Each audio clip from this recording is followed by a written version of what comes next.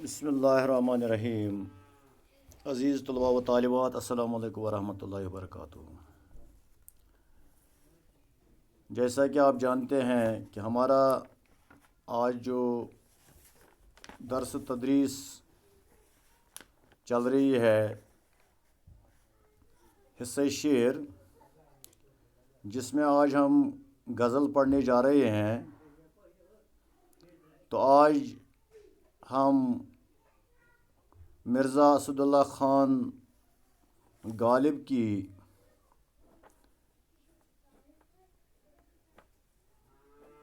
غزلیں جو درسی کتاب میں درج ہیں ان کو پڑھنا جا رہے ہیں۔ سب سے پہلے میں آپ کو غالب کی حالات زندگی اور شاعرانہ خصوصیات کے بارے میں مختصر سا تعارف کرانا چاہتا ہوں۔ مرزا اسد اللہ خان غالب، اسد اللہ خان نام تھا۔ پہلے اسد تخلص کرتے تھے، بعد میں بدل کر غالب کر دیا۔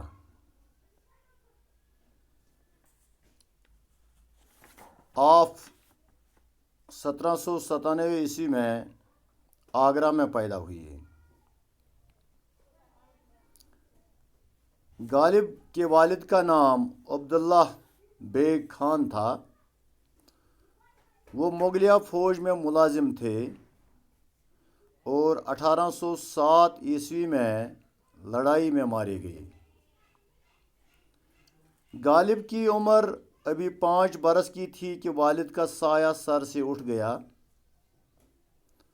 تو والد کی وفات کے بعد ان کے چچا نصر اللہ بیگ نے ان کی پرورش کی، مگر بدقسمتی سے وہ بھی جلد ہی وفات پا گئے۔ آپ کا بچپن آگرہ میں گزرا اور 13 سال کی عمر میں شادی ہو گئی۔ اس کے بعد مرزا دلی میں رہنے لگے اور بہادر شاہ ظفر کے کلام کی اصلاح کرنے پر مامور ہوئے۔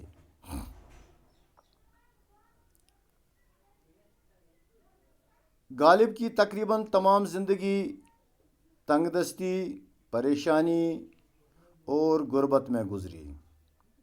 کلکتہ، لکھنؤ اور رامپور کا سفر کیا، لیکن عمر بھر فارغ البالی نصیب نہ ہوئی، یعنی زندگی میں کبھی عیش آرام نصیب نہیں ہوا۔ مرزا نے 15 فروری 1869 میں انتقال کیا۔ غزل گوئی، شاعرانہ خصوصیات۔ غزل گوئی اور شاعرانہ خصوصیات۔ ابتدا میں غالب فارسی میں شاعری کرتے تھے، لیکن 1844 عیسوی کے بعد انہوں نے اردو زبان میں شعر کہنا شروع کیے اور تھوڑے ہی عرصے میں ایک باکمال شاعر بن گئے۔ تو غالب کی شاعری کے کئی رنگ ہیں۔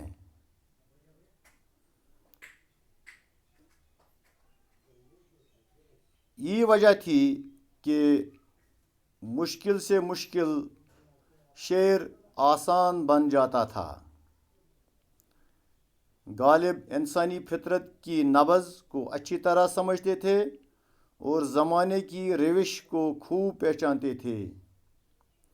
ان کی شخصیت کا یہ پہلو ان کی شاعری میں بھی نظر آتا ہے۔ ان کی غزلوں میں اخلاق، تصوف، فلسفہ، انسان دوستی، عشق و محبت کے معاملات اور نصیحت پائی جاتی ہے۔ غالب کی شاعری سے اردو میں فکر و فلسفہ کی باقاعدہ شروعات ہوئی۔ انہوں نے اردو غزل کی بنیاد تاریخی احساس اور انسانی نفسیات پر رکھی۔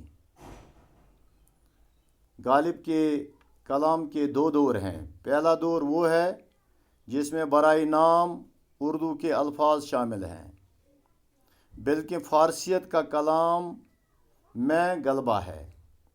دوسرا دور وہ ہے جس میں زبان قدرے صاف ہو گئی، ترکیبیں سہل ہیں اور پیچیدگیاں ختم ہو گئی ہیں۔ اس دور کی شاعری میں سلاست، روانی، سادگی، لطافت زبان اور نزاکت بیان جیسی خوبیاں پیدا ہو گئیں۔ غالب کی تصانیف میں کلیات فارسی، کلیات نثر فارسی، مہر نیم روز، اردو کا دیوان، اردوئی معلی اور اودھ ہندی قابل ذکر ہیں۔ غالب نے اردو نثر و نظم میں ایک الگ راہ نکالی۔ انہوں نے نہ صرف اپنے دور کو متاثر کیا بلکہ آنے والی نسلیں بھی ان سے فیض حاصل کرتی رہیں۔ یہ تھا غالب کی زندگی کے متعلق مختصر سا تعارف۔ آپ اپنی درسی کتاب کے صفحہ نمبر 132 پر بھی بغور مشاہدہ کر سکتے ہیں اور مزید معلومات حاصل کر سکتے ہیں۔ تو اس کے بعد میں آپ کو مرزا اسد اللہ خان غالب کی پہلی غزل کی تشریح بیان کرنا چاہتا ہوں۔ آپ اپنی درسی کتاب کے صفحہ نمبر 134 پر جائیے۔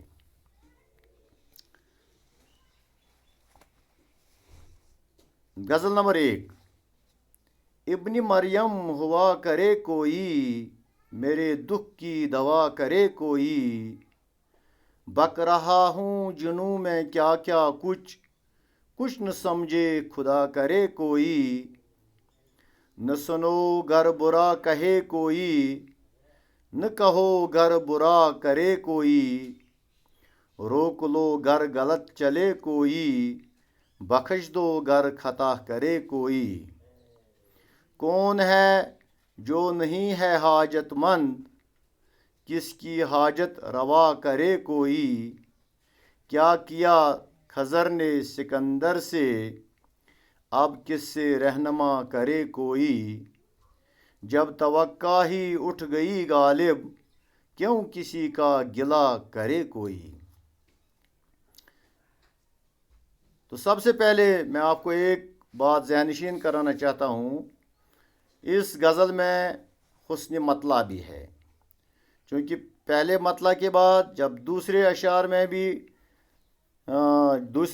بھی ہم قافیہ ہم وزن ہوتے ہیں، ہم ردیف ہوتے ہیں، تو ان کو حسن مطلع کہتے ہیں یا زیب مطلع کہتے ہیں۔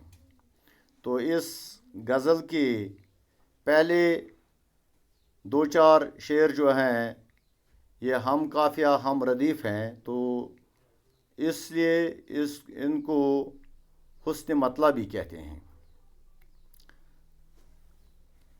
تو سب سے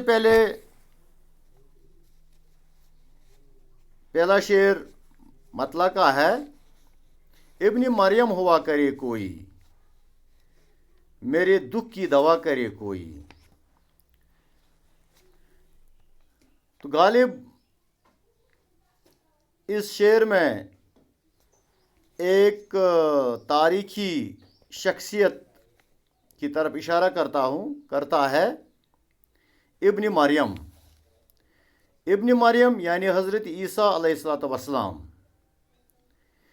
ابن مریم اس کی کنیت ہے حضرت عیسیٰ علیہ السلام کی، کیونکہ اس کا نام جو ہے یہ اپنی ماں سے منسوب ہے، حضرت مریم علیہ السلام۔ چونکہ حضرت عیسیٰ علیہ السلام کو اللہ نے بغیر باپ کے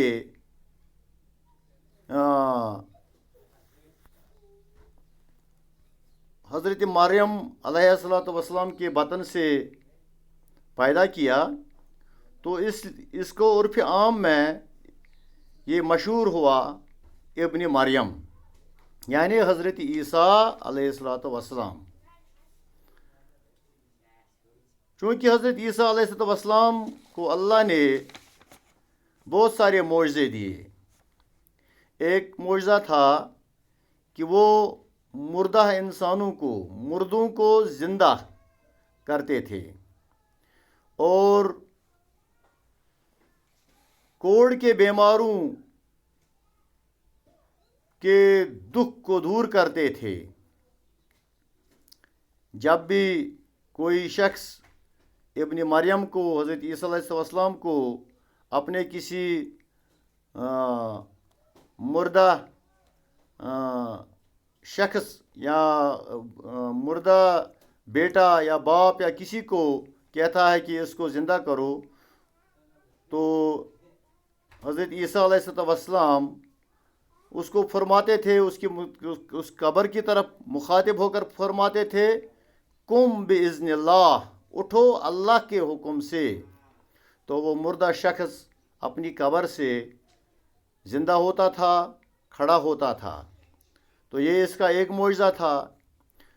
دوسرا معجزہ تھا کہ کوڑ کے بیماروں کو شفا یاب کرتے تھے، بیماروں کو شفا یاب کرتے تھے. ان کے ہاتھ میں دست شفا تھی.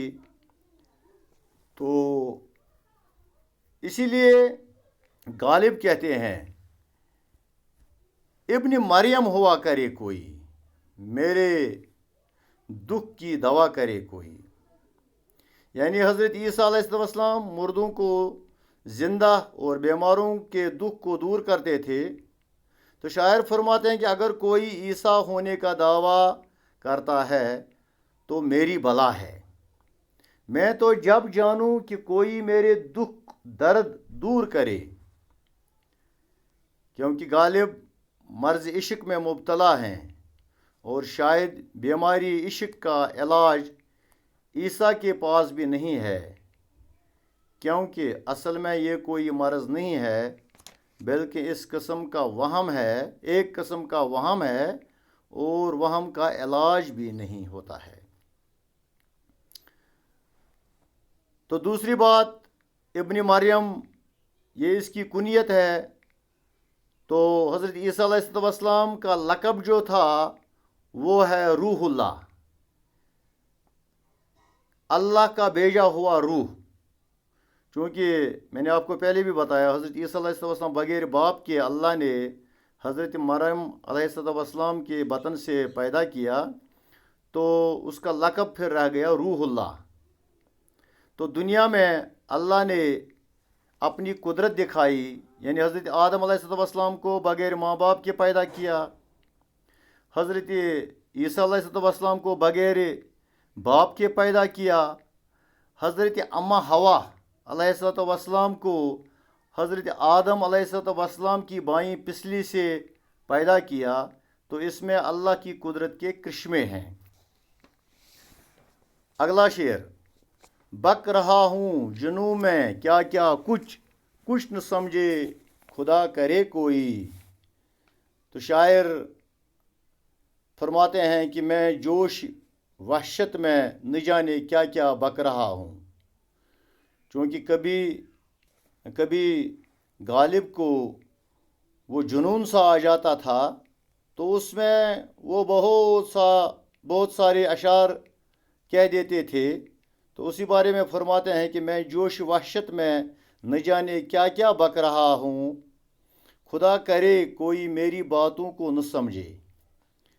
تو پھر دعا کرتا ہے کہ میں اس وحشت جوش میں پتہ نہیں میں کیا کیا کہہ رہا ہوں، تو خدا کرے میری ان الفاظوں کو کوئی نہ سمجھے. یعنی خدا کرے کہ گفتگو سے راز عشق فاش نہ ہو جائے.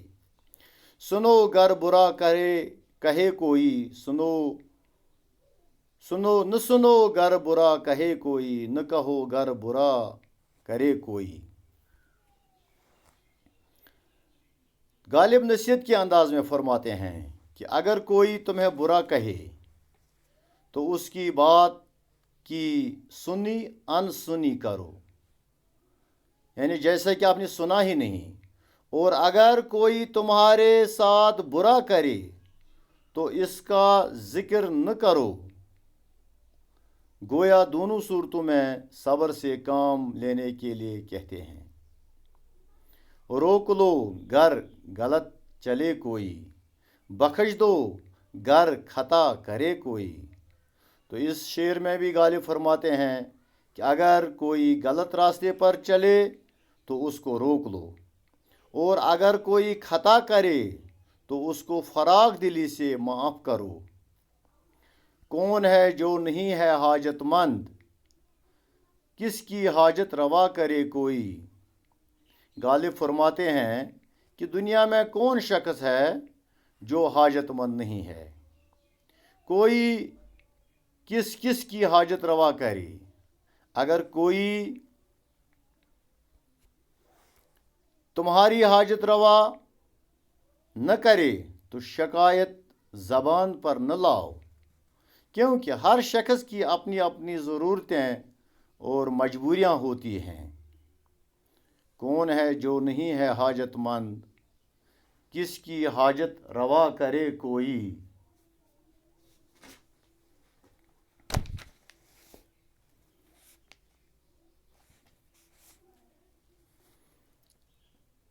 یا اس شعر میں غالب دراصل یہ بتانا چاہتے ہیں کہ انسان چاہے جس اعتبار سے بھی اسو رسوخ رکھتا ہو، پھر بھی وہ مجبور ہے کسی دوسرے کا۔ انسان اپنے رب کے آگے ہر وقت محتاج ہے، خواہ شاہ ہو کہ گدھا۔ لہذا ہر شخص اپنی نوعیت کے اعتبار سے ضرورت مند ہے، حاجت مند ہے۔ وہ مجبور ہے کہ اس کی کوئی حاجت پوری کرے۔ لہذا آخر کس کو حاجت روا مانا جائے؟ یہ تو اس کی عقل سلیم کی بات ہے کہ وہ کس ہستی کو اس قدر طاقتور تسلیم کرتا ہے کہ وہ اس کی حاجت پوری کرے۔ دراصل وہ خدا کی ذات ہے، اس قابل کہ ہر شاہ و گدھا کی ضرورت پوری کرے۔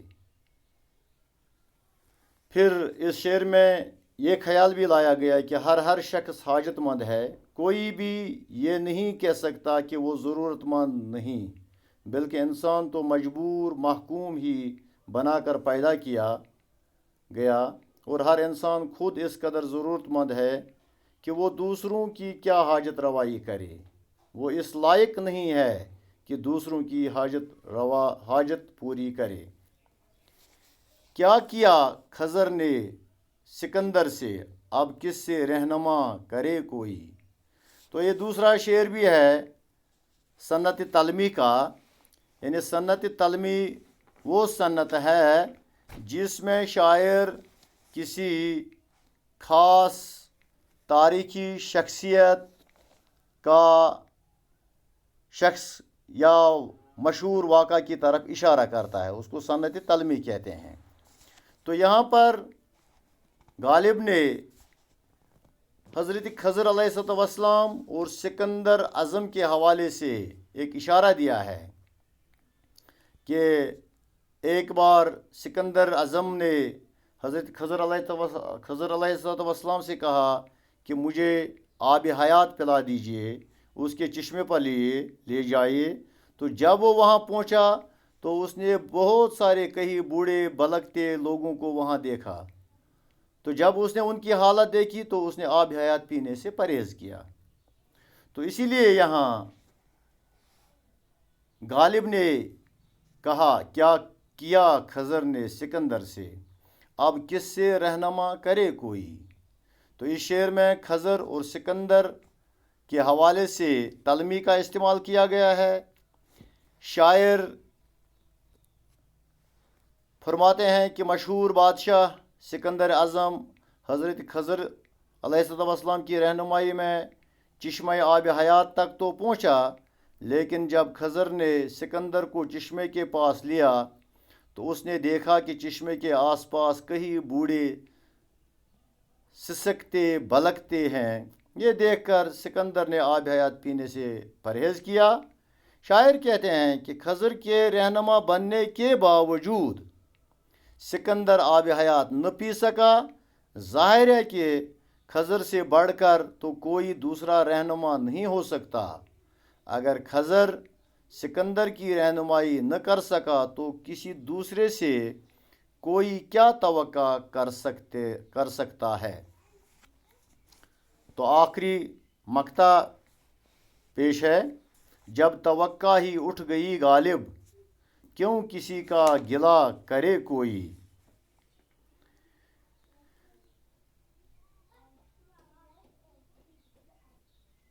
اس شعر میں غالب نے بطور خاص دو باتوں پر زور دیا ہے۔ اول یہ کہ انسان کو انسان سے بہت زیادہ توقع وابستہ نہیں رکھنا چاہیے، ورنہ اس سے دھوکہ ہوگا، اس کی توقعات پر پانی پھیر جائے گا، اور جب وہ توقع نہیں رکھے گا، لوگوں سے امیدیں وابستہ نہیں کرے گا، تو یقیناً یہ نوبت آئے گی ہی نہیں کہ وہ شکوہ گلہ کرے۔ لہذا شکوہ شکایت کی اصل بنیاد اور وجہ توقع رکھنا ہے۔ امیدیں کسی سے بہت زیادہ وابستہ کر لینا ہے، تو اے غالب، جب توقع ہی ہماری اٹھ گئی تو ہم کیوں کسی کا گلہ کریں؟ یا شاعر اس مقطع میں ایک بڑی حقیقت بیان کرتے ہیں کہ جب کسی سے کوئی توقع ہی نہیں رہی تو پھر کس بھروسے پر اس کا گلہ یعنی شکوہ کیا جائے؟ گلہ تو وہاں کیا جاتا ہے، گلہ کہتے ہیں شکایت کو، جہاں اپنائیت ہو اور بات مان لیے جانے کی امید ہو۔ ظاہر ہے جب توقعات ہی ختم ہو جائیں تو گلہ کرنے سے الٹا نفرت اور دشمنی ہی بڑھتی ہے، اس لیے ایسے میں کوئی کیوں گلہ کرے؟ تو پیارے بچوں، یہ تھی غالب کی پہلی غزل کی تشریح۔